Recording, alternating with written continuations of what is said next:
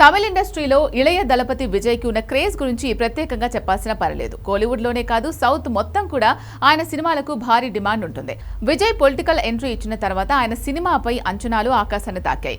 ఈ క్రమంలోనే దర్శకుడు వినోద్ కాంబినేషన్లో వచ్చిన తాజా చిత్రం జననాయకన్, పాటల sensation, Anirudh music, KVN productions లాంటి పెద్ద బ్యానర్ నిర్మాణం, ఇలా అన్ని రకాలుగా ఈ సినిమా చుట్టూ భారీ హైప్ క్రియేట్ అయింది. అయితే థియేటర్స్లోకి వచ్చాక ఈ సినిమా టాక్ కాస్త ఊహించని మలుపు తిరిగింది. సినిమాకు థియేటర్స్ లో మిశ్రమ స్పందన లభించడంతో బాక్సాఫీస్ దగ్గర ట్రెండ్ కాస్త మారడం మొదలైంది.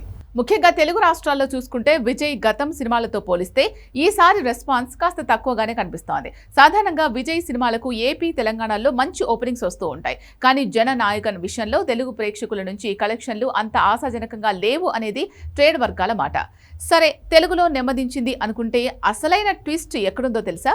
ఉత్తరాదిలో, హిందీ వర్షన్లో. సాధారణంగా సౌత్ సినిమాలకు తెలుగు వర్షన్ బుకింగ్స్ ఎప్పుడూ హిందీ కంటే చాలా ఎక్కువగా ఉంటాయి. కానీ ఈ సినిమా విషయంలో పూర్తిగా రివర్స్ జరిగింది. ప్రముఖ online ticket booking platform book my షోలో నమోదైన లెక్కలు చూస్తే అందరూ షాక్ అవుతున్నారు. గత 24 గంటల్లో తెలుగు వర్షన్కి కేవలం 28,000 టికెట్లు మాత్రమే సేల్ అయితే హిందీ వర్షన్కి ఏకంగా 33,000 టికెట్లు అమ్ముడైపోయాయి. తెలుగు కంటే హిందీలో 5,000 టికెట్లు ఎక్కువ అమ్ముడవడం అనేది మామూలు విషయం కాదు. నిజంగా ఇది మైండ్ బ్లాకింగ్ నంబర్ అనే చెప్పాలి.